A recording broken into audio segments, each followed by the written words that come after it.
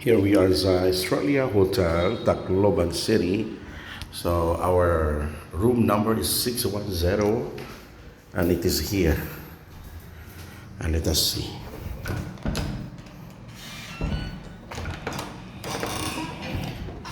Here we are.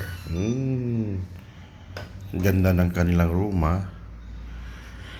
Simple, it's a single room, no? At maganda. May aircon. Siyempre, kailangan talaga may kettle, may complimentary soft drink, drinks and coffee. At siyempre, kailangan po natin i-ano yung ating aircon, i-on na agad. Ayan. Kailangan ito na. Ayan. So, this is it, Pansit. And this is Tacloban City. Ayan.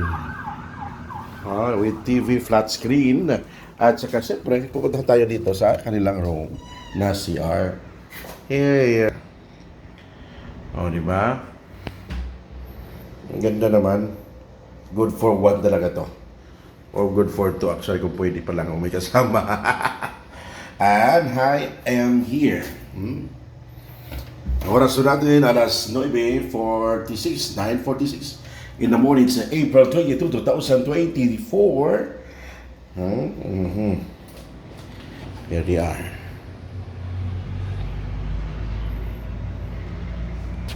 This is Pansit, and ito po ating unang araw sa Tacloban City para sa ating vocation campaign. Magsisimula po bukas sa April 23, 2024. Abangan sa mga schools dito sa Tacloban City.